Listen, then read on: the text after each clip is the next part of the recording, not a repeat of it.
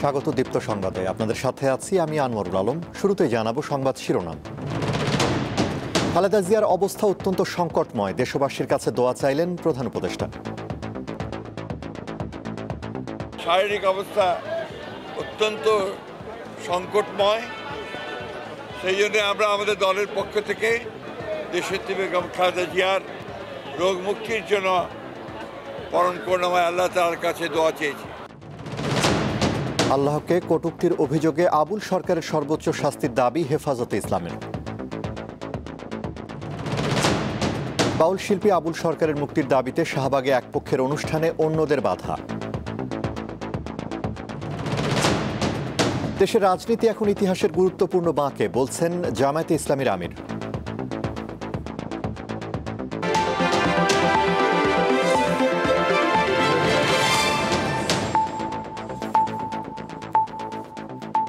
এবারে বিস্তারিত। BNP chairperson Khaleda জিয়ার শারীরিক অবস্থা অত্যন্ত সংকটময়। আজ এমনটাই জানালেন বিএনপি মহাসচিব মির্জা ফখরুল ইসলাম আলমগীর। বলেন, দেশ ও জনগণের জন্য সাবেক প্রধানমন্ত্রীর সুস্থ হওয়া প্রয়োজন। খালেদা জিয়ার সুস্থতা কামনায় ঢাকা সহ সারা দেশে বাদ জুমা, বিশেষ দোয়া ও মোনাজাতের আয়োজন করেছে BNP. BNP chairperson Khaleda Zia গত রোববার আবারও অসুস্থ হয়ে রাজধানীর এভারকেয়ার হাসপাতালে ভর্তি হয়েছেন। চিকিৎসকরা জানান তার হৃদযন্ত্র ও ফুসফুসের সংক্রমণ দেখা দিয়েছে। প্রায় ৮০ বছর বয়সী সাবেক এই প্রধানমন্ত্রী দীর্ঘদিন ধরে হৃদরোগ, diabetes, arthritis, liver cirrhosis, kidney জটিলতা সহ নানা শারীরিক অসুস্থতায় ভুগছেন।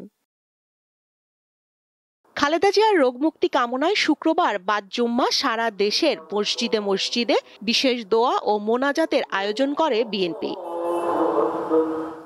রাজধানীর নয়াপল্টন মসজিদে বিশেষ দোয়া ও মোনাজাতে অংশ নেন বিএনপি মহাসচিব মির্জা ফখরুল ইসলাম আলমগীর, দলের সিনিয়র যুগ্ম মহাসচিব রুহুল কবির রিজভী সহ কেন্দ্রীয় নেতারা। পরে সাবেক প্রধানমন্ত্রীর সুস্থতা কামনায় দেশবাসীর কাছে দোয়া চান বিএনপি মহাসচিব।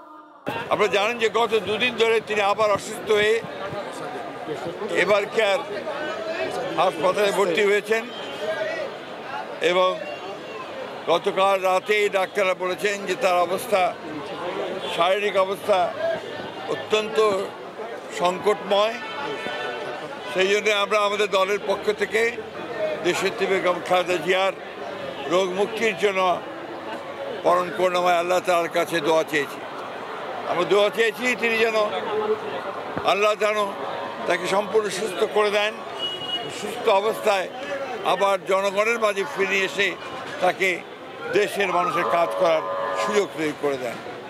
এর আগে জাতীয় প্রেস ক্লাবে বাংলাদেশ ফেডারেল সাংবাদিক ইউনিয়নের দ্বিবার্ষিক সম্মেলনে বিএনপি মহাসচিব মত প্রকাশের পক্ষে নিজের অবস্থান তুলে ধরেন। গণতন্ত্রে ফিরে যেতে চাইলে অপরের যে মত প্রকাশের স্বাধীনতা, সেটাকে আমাদের একই সঙ্গে মূল্য দিতে হবে। দুর্ভাগ্যজনকভাবে আমাদের দেশে ভিন্ন মত পোষণ করলেই তাকে শত্রু মনে করা হয়, তার সম্পর্কে বিভিন্ন রকম যত রকমের মিথ্যা অপপ্রচার চালানো হয়। এই বিষয়গুলো থেকে আমার মনে হয় আমাদের সকলেরই একটু বিরত থাকা উচিত। কোনো দলের প্রতি অনুগত না থেকে সাংবাদিক ইউনিয়নকে পেশাদারিত্বের ভিত্তিতে শক্তিশালী করার পরামর্শ দেন মির্জা ফখরুল ইসলাম আলমগীর। কোনো রাজনৈতিক দলের লেজুর ভিত্তিক করলে সমস্যার সমাধান হয় না। স্বস্তিকা সিংহ, দীপ্ত সংবাদ, ঢাকা। বিএনপির চেয়ারপারসন খালেদা জিয়ার শারীরিক অবস্থা নিয়ে গভীর উদ্বেগ প্রকাশ করেছেন প্রধান উপদেষ্টা অধ্যাপক ডক্টর মোহাম্মদ ইউনূস। তিনি সাবেক প্রধানমন্ত্রীর জন্য দেশবাসীর কাছে দোয়া চেয়েছেন। আজ সন্ধ্যায় প্রধান উপদেষ্টার প্রেস উইং থেকে এক বার্তায় এ তথ্য জানানো হয়। এতে বলা হয়, প্রধান উপদেষ্টা নিয়মিতভাবে খালেদা জিয়ার স্বাস্থ্যের খোঁজ খবর রাখছেন এবং প্রয়োজনীয় সব চিকিৎসা সহায়তা নিশ্চিত করতে সংশ্লিষ্ট সবার প্রতি নির্দেশ দিয়েছেন। প্রেস উইংয়ের বার্তায় আরও বলা হয়, খালেদা জিয়ার চিকিৎসায় প্রয়োজনীয় সব ধরনের সহযোগিতা দিতে প্রস্তুত সরকার। প্রধান উপদেষ্টা বলেন, গণতান্ত্রিক উত্তরণের এই সময়ে খালেদা জিয়া জাতির জন্য ভীষণ রকম অনুপ্রেরণা। মহান আল্লাহকে নিয়ে কটূক্তির অভিযোগে বাউল শিল্পী আবুল সরকারের সর্বোচ্চ শাস্তির দাবি জানিয়েছে হেফাজতে ইসলাম। আজ রাজধানীতে বাদ জুমা বিক্ষোভ সমাবেশে দলটির নেতারা বলেন, বাউলদের পক্ষ নেওয়ায় বিএনপি মহাসচিব মির্জা ফখরুল ইসলাম আলমগীর ও রাষ্ট্রচিন্তক ফরহাদ মজহারকে প্রকাশ্যে ক্ষমা চাইতে হবে। আল্লাহকে নিয়ে কটূক্তির অভিযোগে বাউল শিল্পী আবুল সরকারের শাস্তির দাবিতে জুমার নামাজের পর বায়তুল মোকাররম মসজিদের উত্তর গেটে বিক্ষোভ সমাবেশের আয়োজন করে হেফাজতে ইসলাম বাংলাদেশ। দলটির বিভিন্ন স্তরের নেতাকর্মীদের পাশাপাশি অনেক আলেম ওলামাও এতে অংশ নেন। এ সময় বাউল আবুল সরকারের সর্বোচ্চ শাস্তির দাবিতে স্লোগান দিতে থাকেন হেফাজতের নেতাকর্মীরা। পরে সংগঠনের কেন্দ্রীয় নেতারা বক্তব্য রাখেন। তারা আল্লাহকে অবমাননাকারীর বিরুদ্ধে কঠোর হুঁশিয়ারি দেন।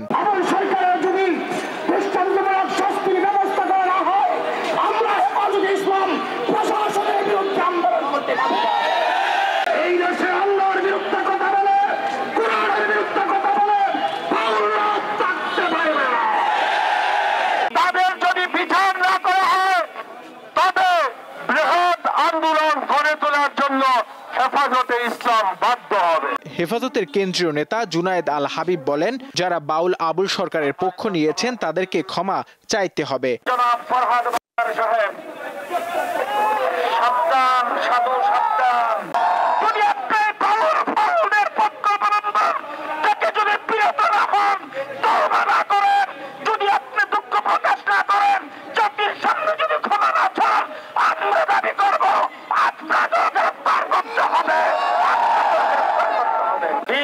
মহাসচিব সাহেবকে সাবধান করে দিতে চাই। আপনি বক্তৃতায় বলেছেন শরিয়া আইন মানে না, আবার এখন বাউলদের পক্ষ অবলম্বন করে পরিষ্কার ভাষায় বলছি, আপনার মুসলমানদের কাছে ক্ষমা চান, নতুবা বিএনপির মহাসচিব থেকে পদত্যাগ করুন। বাউল আবুল সরকারের শাস্তির দাবিতে পরে বিক্ষোভ মিছিল বের করেন হেফাজতের নেতাকর্মীরা। মিছিলটি বায়তুল মোকাররমের উত্তর গেট থেকে শুরু হয়ে বিজয়নগরে গিয়ে শেষ হয়। নূর আলম, দীপ্ত সংবাদ, ঢাকা। রাজধানীর শাহবাগে বাউল শিল্পী আবুল সরকারের নিঃশর্ত মুক্তির দাবিতে গানের আর্তনাদ কর্মসূচিতে জুলাই মঞ্চের কর্মীদের ধাক্কাধাক্কি হয়েছে। বিকেলে বাউল শিল্পী আবুল সরকারের নিঃশর্ত মুক্তি এবং মানিকগঞ্জে বাউল শিল্পীদের ওপর হামলাকারীদের বিচারের দাবিতে গানের আর্তনাদ শিরোনামে একটি কর্মসূচি দেয় সম্প্রীতি যাত্রা নামে লেখক, শিল্পী, অধিকার কর্মী ও বামপন্থী রাজনৈতিক কর্মীদের একটি প্ল্যাটফর্ম। জাতীয় জাদুঘরের সামনে মঞ্চ করে ওই কর্মসূচি শুরু করলে সেখানে মিছিল নিয়ে যান জুলাই মঞ্চ নামের সংগঠনের নেতাকর্মীরা। তারা বাউলদের পক্ষে নেওয়া ওই কর্মসূচির বিরোধিতা করেন। এক পর্যায়ে দুই পক্ষের মধ্যে ধাক্কাধাক্কির ঘটনা ঘটে।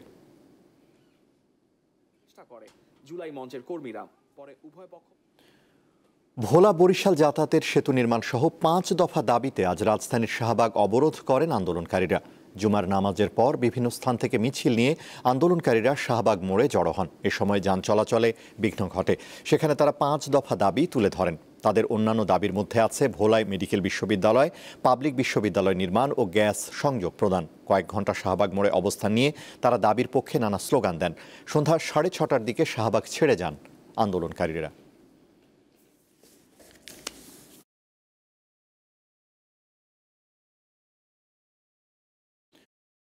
জামায়াতে ইসলামীর আমির শফিকুর রহমান বলেছেন, দেশের রাজনীতি এখন ইতিহাসের গুরুত্বপূর্ণ বাঁকে। তাই রাজনৈতিক দলগুলোকে আগামী ফেব্রুয়ারি নির্বাচনে দলের স্বার্থ না দেখে জনগণের রায়কে প্রাধান্য দিতে হবে। আজ টানা তৃতীয়বারের মতো দলের আমিরের দায়িত্ব নেওয়ার পর তিনি এসব কথা বলেন। নির্বাচিত করা হইয়াছে অশ্রুসিক্ত জামায়াতের আমির শফিকুর রহমান। এই কান্না কষ্টের নয়, দায়িত্বের। 1 নভেম্বর সর্বোচ্চ সংখ্যক রুকন তাকে টানা তৃতীয়বারের মতো আমির নির্বাচিত করেন। শুক্রবার রাতে আনুষ্ঠানিকভাবে দায়িত্ব বুঝে নেন এই নেতা। রাজধানীর মগবাজারে আলফালা মিলনায়তনে বিভিন্ন স্তরের নেতাকর্মীদের উপস্থিতিতে শফিকুর রহমানের শপথ বাক্য পাঠের আয়োজন করে বাংলাদেশ জামায়াতে ইসলামী। তাকে শপথ বাক্য পাঠ করান সংগঠনের সহকারী সেক্রেটারি জেনারেল এটিএম মাসুম। শপথ গ্রহণ শেষে বক্তব্য রাখেন জামায়াতের আমির। তিনি ত্রয়োদশ জাতীয় সংসদ নির্বাচন নিয়ে কথা বলেন। ইতিহাসের একটা গুরুত্বপূর্ণ বাঁকে এসে আমরা দাঁড়িয়েছি। আগামী ফেব্রুয়ারিতে নির্বাচন হওয়ার কথা, এবং এই ক্ষেত্রে আমরা যারা রাজনৈতিক দলগুলো আছি দলের স্বার্থকে না দেখে জনগণের ভোটের প্রতি শ্রদ্ধা নিবেদন করে আমরা যেন খোলা অন্তরে আগামীর রাজনীতি করতে পারি। আল্লাহ যেন এই তৌফিক দান করেন। এ সময় 1947, 52, 71 ও 2024-এর সকল শহীদদের প্রতি শ্রদ্ধা জানান জামায়াতে ইসলামের আমির। নূর আলম, দীপ্ত সংবাদ, ঢাকা। গণ অধিকার পরিষদের সভাপতি নুরুল হক নূর বলেছেন, আওয়ামী লীগ ফিরলে তা সবার জন্য নরকের শামিল হবে, তাই এ ব্যাপারে সবাইকে ঐক্যবদ্ধ থাকতে হবে। আজ রাজধানীর ডেমরার স্টাফ কোয়ার্টারে গণ অধিকার পরিষদের সমাবেশে তিনি একথা বলেন। নূর বলেন, আওয়ামী লীগের সবাই লুটপাট করেনি, যারা দেশের সম্পদ লুট করেছে তাদের বিরুদ্ধে মামলা হয়েছে, ভবিষ্যতে আরও মামলা হবে। অনুষ্ঠানে সভাপতিত্ব করেন ঢাকা 5 আসনে গণ অধিকার পরিষদের সম্ভাব্য প্রার্থী সৈয়দ মোহাম্মদ ইব্রাহিম রনক। যদি কোনোভাবে ওই পতিত স্বৈরাচারী শক্তি ফিরে আসে, আমাদের সকলের জন্য সেটি আরেকটি নরকের অধ্যায় হবে। তাই আমরা পরিষ্কারভাবে বলতে চাই, প্রথমত রাজনৈতিক দল সমূহকে পরিষ্কারভাবে কমিটমেন্ট করতে হবে, ঈমান পরিষ্কার করতে হবে। ওই পতিত স্বৈরাচারী ফ্যাসিবাদী শক্তির সাথে আমরা কেউ আপোষ করব না।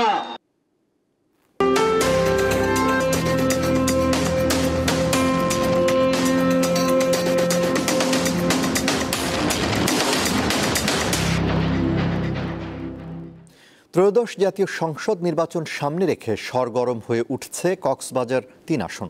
ভোটের মাঠে বিএনপি ও জামায়াত। গণসংযোগ, সভা ও সমাবেশে ব্যস্ত সময় পার করছেন সম্ভাব্য প্রার্থীরা। কক্সবাজার সদর ও রামু উপজেলা নিয়ে গঠিত কক্সবাজার 3 একসময় বিএনপির দুর্গ বলা হলেও 10ম সংসদ নির্বাচনে বিএনপির হাতছাড়া হয়ে যায় আসনটি। 2014 সাল থেকেই আওয়ামী লীগের দখলে চলে যায়। এবার আসনটি পুনরুদ্ধারে মরিয়া বিএনপি, কিন্তু জামায়াতের শক্ত প্রতিদ্বন্দ্বী থাকায় বিএনপির জয় সহজ নাও হতে পারে বলে মনে করছেন ভোটাররা। আমাদের পর্যটক এরিয়ায় আমরা কারো সাপোর্ট পাই না, এখানে আমরা লাঞ্ছিত হচ্ছি। আমি যদি যোগ্য প্রার্থী না দেখি আমি ভোট দেব। এইখানে ইলেকশন করতে গেলে ট্যুরিজমকে যারা এন্টারটেইন করতে পারবে, ট্যুরিজম যারা লালন করবে, যারা ভিশনারি লিডার্স, হোপফুলি আমরা তাদেরকে ইলেক্ট করব। এরই মধ্যে ভোটারদের মন জয় করতে মাঠ চষে বেড়াচ্ছেন বিএনপির সমর্থকরা। তফসিল ঘোষণা না হলেও দলীয় প্রার্থীকে জেতাতে নানা রকম কৌশল করছেন দলের নেতাকর্মীরা। জেলার 4টা আসনে বিএনপির জন্য নিরাপদ সিট। এখানে বেশিরভাগ মানুষ জাতীয়তাবাদী দলকে সমর্থন করে। এখানে পরিবেশ সম্মত আধুনিক নগরী গড়ার জন্য আমরা সার্বিক পরিকল্পনা নেব। ছাত্র জনতার আন্দোলনের ফসল জুলাই অভ্যুত্থান, নির্বাচনের মাধ্যমে বৈষম্যহীন বাংলাদেশ বিনির্মাণের সুযোগ এসেছে, তাই একটি নিরাপদ ও সমৃদ্ধ পর্যটন নগরীর প্রত্যাশা নিয়ে তরুণ সমাজ এগিয়ে আসবেন বলে মনে করছেন তরুণদের দল এনসিপি। আমাদের যে তরুণ প্রজন্মের যে স্বপ্ন ছিল একটি বৈষম্যহীন বাংলাদেশ বিনির্মাণের 24 পরবর্তী, সেই স্বপ্নটি বাস্তবায়নের জন্য আমাদের রাজনৈতিক দল এনসিপি একটি বিশাল সুযোগ ছাত্র জনতার মাঝে ছড়িয়ে দিয়েছে। আমরা চাইব আগামীর সংসদে জনগণের এবং ছাত্র জনতার প্রতিনিধি বসুক, যারা একটি বৈষম্যহীন বাংলাদেশ বিনির্মাণের স্বপ্ন দেখেছিল। কক্সবাজারে জামায়াত প্রার্থী নির্বাচিত হলে কক্সবাজার চট্টগ্রাম মহাসড়ককে 6 লেনে উন্নীত করা হবে, এমন প্রত্যাশা দিয়ে ভোট চাইছেন জামায়াতের সমর্থকরা। আমরা এখানে পর্যটকদের সুবিধা, বিশেষ করে বিদেশি পর্যটকদের আকৃষ্ট করার মতো কিছু দৃশ্যমান কাজ যদি আমরা করতে পারি, তাহলে আমরা কক্সবাজার শহরকে দিয়ে, কক্সবাজার এই বীজকে দিয়েই আমরা অনেক দূর এগিয়ে যেতে। শুধু বিএনপি, জামায়াত আর এনসিপি নয়, নির্বাচনী মাঠে আছে ইসলামী আন্দোলন বাংলাদেশ ও গণ অধিকার পরিষদও। তবে ভোটারদের মাঝে নির্বাচন নিয়ে শঙ্কা থাকলেও তরুণ ভোটাররা অপেক্ষায় আছে প্রথমবারের মতো নিজের ভোটাধিকার প্রয়োগ করতে। কামরুন নাহার, দীপ্ত, বার্তা কক্ষ। দক্ষিণ পশ্চিম বঙ্গোপসাগর ও তৎসংলগ্ন শ্রীলঙ্কা উপকূলে অবস্থানরত ঘূর্ণিঝড় ডিটোয়া আরও উত্তর পশ্চিম দিকে অগ্রসর হতে পারে। ফলে দেশের 4 সমুদ্র বন্দর চট্টগ্রাম, কক্সবাজার, মোংলা ও পায়রাকে 2 নম্বর দূরবর্তী হুঁশিয়ারি সংকেত দেখাতে বলেছে আবহাওয়া অধিদপ্তর। একই সঙ্গে মাছ ধরার নৌকা ও ট্রলারগুলোকে গভীর সাগরে যেতে নিষেধ করা হয়েছে। আবহাওয়া অধিদপ্তর শুক্রবার এক বিশেষ আবহাওয়ার বিজ্ঞপ্তিতে এই তথ্য জানিয়েছে। আজ দুপুর 12টায় ঘূর্ণিঝড়টির অবস্থান ছিল চট্টগ্রাম সমুদ্র বন্দর থেকে ১৯৪০ কিলোমিটার দক্ষিণ পশ্চিমে।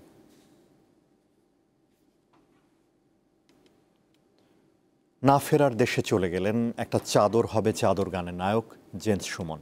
আজ বেলা 3:30টার দিকে রাজধানীর জাতীয় হৃদরোগ ইনস্টিটিউট ও হাসপাতালে তিনি শেষ নিঃশ্বাস ত্যাগ করেন। দুপুর থেকে বুকে তীব্র ব্যথা অনুভব করছিলেন সুমন। দ্রুত তাকে হাসপাতালে নেওয়া হলেও বাঁচানো যায়নি। 2002 সালে বিটিভির একটি ম্যাগাজিন অনুষ্ঠানে প্রচারের পর সাড়া ফেলে তার গাওয়া একটা চাদর হবে গানটি। রাতারাতি আলোচনায় চলে আসেন গায়ক জেমস সুমন। তার প্রথম একক অ্যালবাম আশীর্বাদ প্রকাশিত হয় 1997 সালে। তারপর একে একে আসে আকাশ কেঁদেছে, অতিথি, আশাবাদী, একটা চাদর হবে, আয় তোরা আয়, চেরি ইত্যাদি।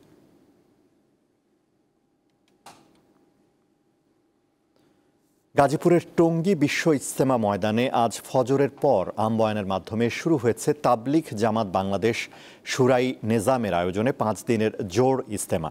বিষয়টি গণমাধ্যমকে নিশ্চিত করেছেন তাবলিগ জামাত বাংলাদেশের শুরাই নেজামের গণমাধ্যম সমন্বয়ক হাবিবুল্লাহ রায়হান। তিনি জানান, প্রতি বছর ইজতেমার পূর্ব প্রস্তুতি হিসেবে এই জোড় ইজতেমা অনুষ্ঠিত হয়। এ উপলক্ষে দেশ বিদেশের শুরাই নেজামের প্রবীণ মুরব্বীগণ ইতোমধ্যেই টঙ্গীতে সমবেত হয়েছেন। 2 ডিসেম্বর আখেরি মোনাজাতের মধ্য দিয়ে এই জোড় ইজতেমার সমাপ্তি হবে। সরকারের সিদ্ধান্ত অনুযায়ী 2026 সালের ফেব্রুয়ারি মাসে জাতীয় নির্বাচনের পর হবে বিশ্ব ইজতেমা।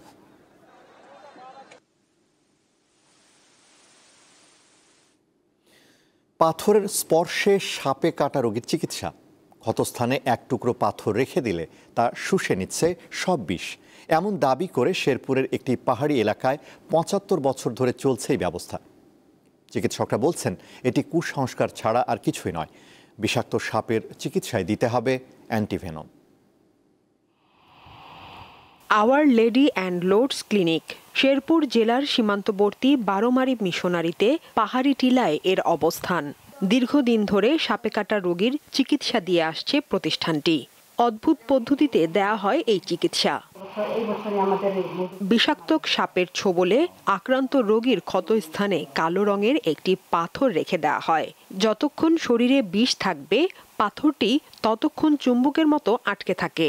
বিষ শুষে নেওয়ার পর পড়ে যায়, এতে সুস্থ হয়ে ওঠে রোগী, এমন বিশ্বাসে চলে চিকিৎসা। এখানে সেই বেলজিয়াম থেকে একদল ডাক্তাররা এসেছিল এখানে ফ্রি সার্ভিস দিতে। ওনারা এই হসপিটালে এসে দেখে এবং এলাকার পরিস্থিতি দেখে তারা এক ধরনের পাথর বেলজিয়াম থেকে আনা, সেই পাথর তারা দিয়ে গেছে। এই পাথর দিয়ে সাপে কাটা রোগীর চিকিৎসা হয়। এই যাবৎ আসতেছে মাসে কমপক্ষে 27টা জন করে এরকম দেখতেছি। বছরও 1-150 মতো হয় আর কি। ঘাস কাটতে গেছিলাম, তখন ঘাস কাটতে যায় আমি সাপের মধ্যে পাড়া দিছি। সাপের মধ্যে পাড়া মারলাম, সাপের মধ্যে পাড়া মারে আমি হয়তো 2-3 হাত জাম করে গেছি। তারপরে আমার সাপে সুবল দিছে। সেবা ভালো, আমার বাবারও আসলে পাথর দিছে ওরা। এখানে পাথরে বিষ সম্পূর্ণ নামার পরে ওরা পাথর ওরাও নেয় না, এমনি পাথর ছাইড়া দেয়। পাথরটি বেলজিয়াম থেকে আনা হয়েছে বলে জানায় কর্তৃপক্ষ। বিনা খরচে দেয়া হয় এই চিকিৎসা। যখন নাকি শরীর থেকে তার বিষ থাকে না, তখন তো এমনি এমনি পড়ে যায়, তখন আমরা বুঝবো যে তার ইয়া নাই।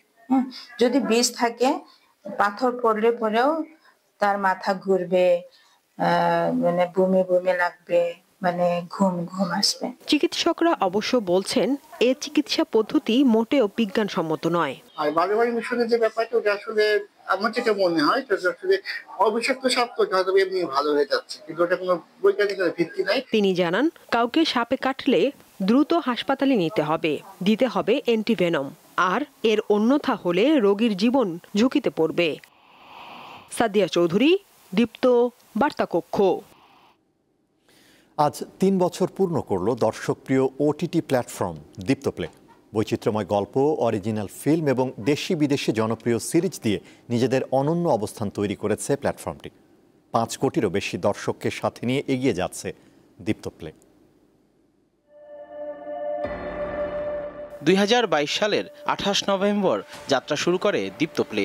এরপর মাত্র 3 বছরে দেশীয় ওটিটির দৃশ্যপট বদলে দিয়েছে প্ল্যাটফর্মটি।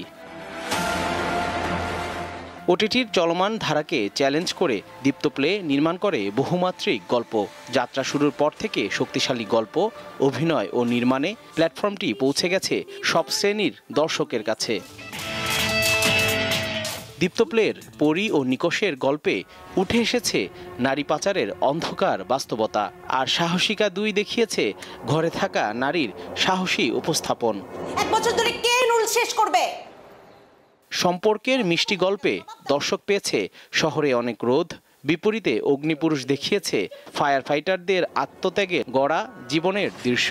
আইকনম্যান থেকে অপলাপ সবগুলিতেই উঠে এসেছে নতুন গল্প বলার ভাষা। শুধু তাই নয়, 100 বছর আগের প্রেক্ষাপটে নির্মিত ওয়েব ফিল্ম মায়া, দেশপ্রেমের গল্পে ইউএনওসার, ভৌতিক ধাঁচের বিভাবরী, ক্রাইম থ্রিলার ক্রিমিনালস, জীবনযাপনের 3 শ্রেণীর গল্প ত্রিভুজ, আর থ্রিলার হাইড অ্যান্ড সিক, সব মিলিয়ে বৈচিত্র্যেই সমৃদ্ধ দীপ্ত প্লের অরিজিনাল লাইব্রেরি। ভাইয়া আপনাকে দেখে খুব নার্ভাস হয়ে গেছে মনে হলো। দর্শকদের প্রতিদিনের আনন্দে সঙ্গী হয়ে আছে প্ল্যাটফর্মটির মেগা সিরিয়াল। বর্তমানে দেশের জনপ্রিয় ধারাবাহিক খুশবু, রূপনগর সহ 30টিরও বেশি দেশি বিদেশি ধারাবাহিকের সম্পূর্ণ পর্ব যে কোনো সময় দেখা যাচ্ছে দীপ্ত প্লেতে। বিশ্বনন্দিত সিরিজগুলোর মধ্যে রয়েছে সুলতান সুলেমান, সূর্যকন্যা, ফাতমাগুল, তুমি আছো সবখানে, জননী, জন্মভূমি, আমাদের গল্প, বাহার ও গুড ডক্টরের মতো জনপ্রিয় সব সিরিজ। আর এসব সিরিজ ডাবিং করেছে দীপ্তর নিজস্ব টিম। মেগাস্টার শাকিব খানের সুপারহিট সিনেমা তাণ্ডব সহ দেশ বিদেশের অসংখ্য সিনেমা, জনপ্রিয় অনুষ্ঠান, মাই স্টোরি, বিনোদন এই সময়, চুলার পার এবং ধারাবাহিকভাবে নতুন নতুন কন্টেন্ট দর্শকদের মন জয় করে চলেছে।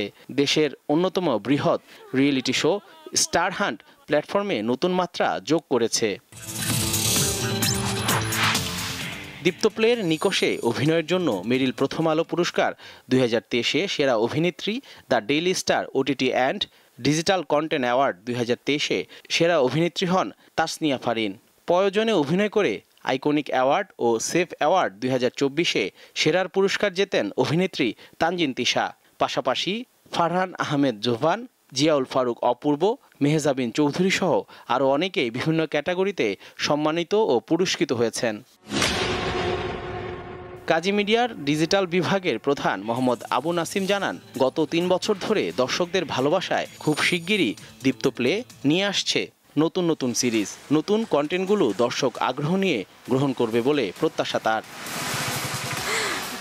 এদিকে দীপ্ত প্লের 3 বছর পূর্তি উপলক্ষে দীপ্ত টিভিতে 30 নভেম্বর পর্যন্ত দুপুর 1:30টায় দেখানো হবে ওয়েব ফিল্ম প্রয়োজন, নিকষ ও ইউএনওসার। জহিরুল মোহসান, দীপ্ত সংবাদ, ঢাকা। আন্তর্জাতিক।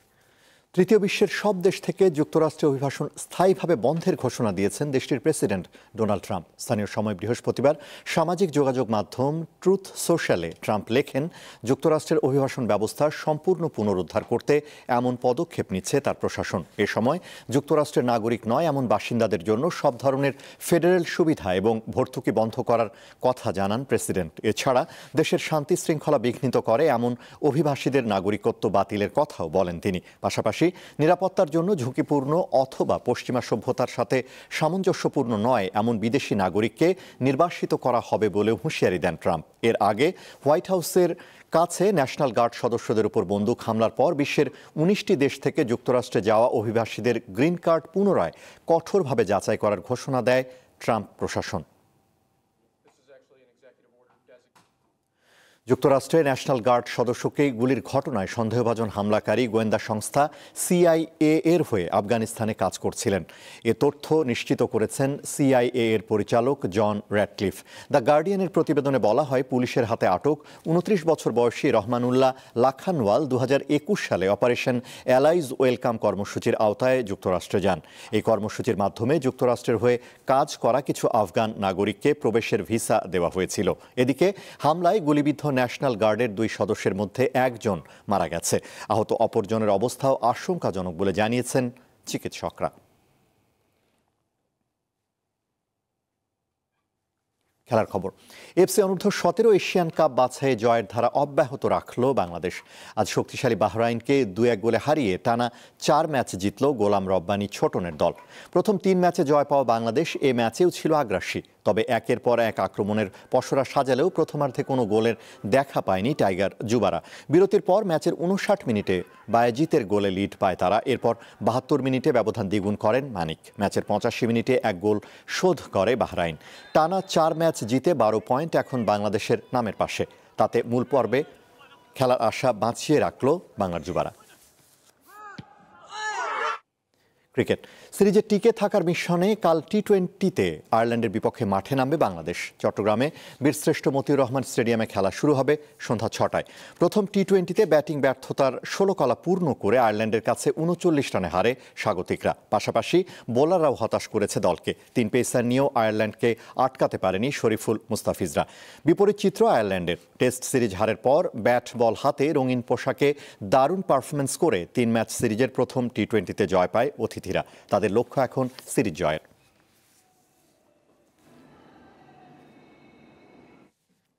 শেষ করব দীপ্ত সংবাদ, তার আগে সংবাদ শিরোনামগুলো জানাবো আরও একবার। খালেদা জিয়ার অবস্থা অত্যন্ত সংকটময়, দেশবাসীর কাছে দোয়া চাইলেন প্রধান উপদেষ্টা। আল্লাহকে কটূক্তির অভিযোগে আবুল সরকারের সর্বোচ্চ শাস্তির দাবি হেফাজতে ইসলামের। বাউল শিল্পী আবুল সরকারের মুক্তির দাবিতে শাহবাগে এক পক্ষের অনুষ্ঠানে অন্যদের বাধা।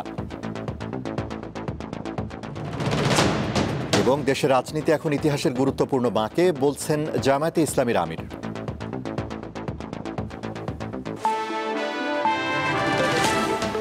এখনকার মতো এছাড়া আরও তথ্য ও বিনোদনের খবর পেতে যুক্ত থাকুন দীপ্তর ডিজিটাল প্ল্যাটফর্মগুলোতে। ধন্যবাদ।